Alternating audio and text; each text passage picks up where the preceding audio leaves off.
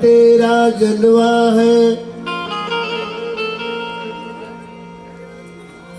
तुझ सा जलवा अगर कोई नहीं। तू हर अफसर का अफसर है, पर तेरा अफसर कोई नहीं।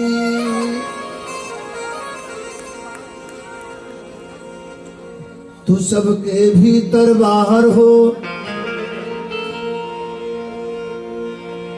तू सबके भीतर बाहर हो,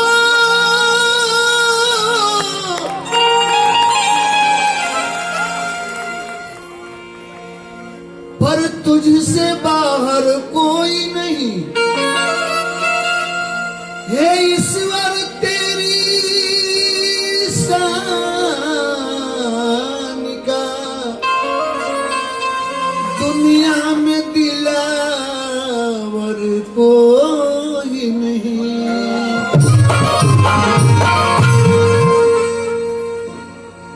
वो समय के बात है जब कन्हैया द्वारका गोपी लोग के राधिका के छोड़ के चल गए बड़े। कन्हैया के विरह में, वियोग में राधिका जी कहत तरी, हे कन्हैया अरे वो दिन याद पारा, उ बालापन उ लड़कपन एक के संगे, उ माखन खाइल दही खाइल, जमुना में जाई जाता उ मुटकी फोरल, खींचातानी कईल, छेड़छाड़ कईल, उ रास रचावल, उ बंसी बजाव,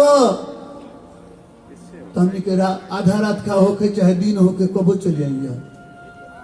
आज बड़का हो गई तो तू हमने के भुला गई का कहते रही। मन की उमीरिया साना ही बीता, छोड़ी गई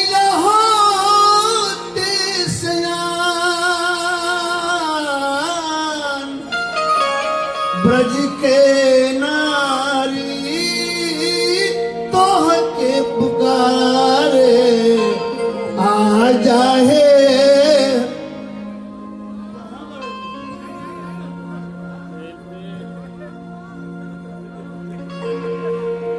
ब्रज के नारी तोह के पुकारे आ जाए।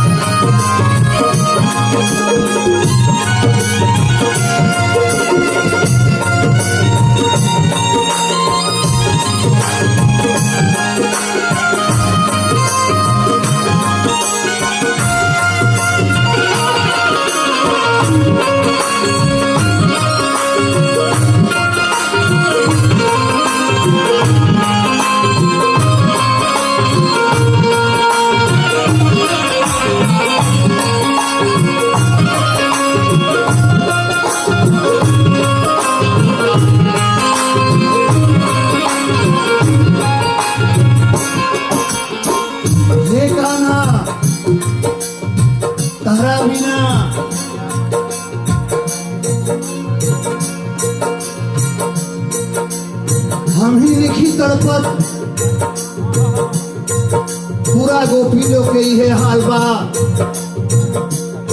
गाय बछड़ा के उहे हाल बा। तारा वियोग में सुनी गलिया सुना पन घट सुना जमुना तीर।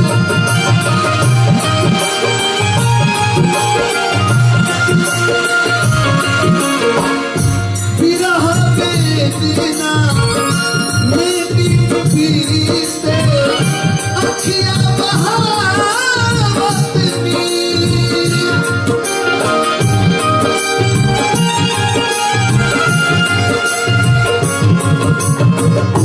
ताकत रहिया नैन थकेना कब होई साँझ बिहार। ब्रज के नारी तोहरे पुकारे आ जाए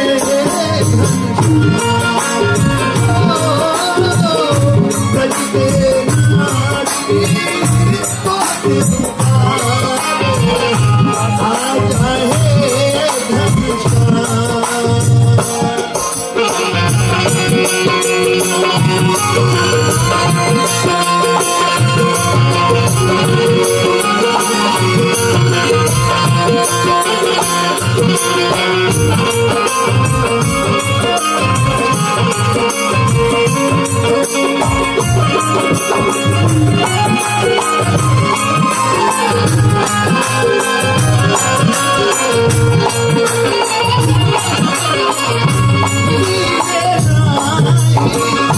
बन के पतैया हिले न कदम में बछिया।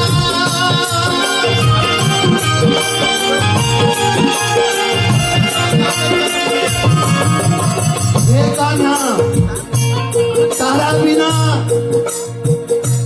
लागता कि हवा भी रुक गइल बा, थम गइल बा। बुझाता एकदम घूटता।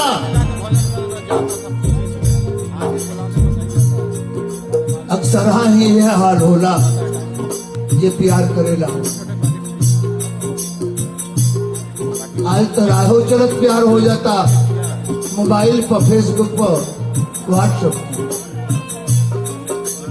आज एकरा से प्यार हो जाना मन करल जे कब तनी एक झलक देख लेती। मन करेला जी कब एक झलक देख लेती, कब तनी बतियाई लेती, कब तनी मिल लेती। बाकी रुकाना के प्रेम तो जन्म जन्मांतर के रहे, तो प्यार जन्म जन्मांतर के रहे।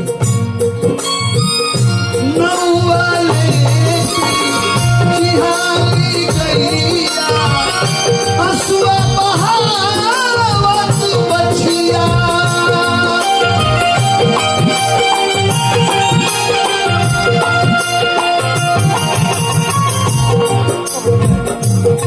कितना मधुर बांसुरी बाजे ले, ये आदमी के मोह ले ले, इतना पत्थर कैसे हो गया। मधुर मधुर रस भरा बांसुरिया कैसे भाई पत्थर समान।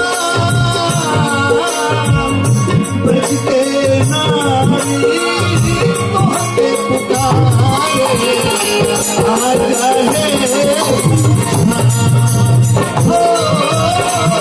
ब्रज के नारी तोहरे पुकारे आ जाए घनश्याम।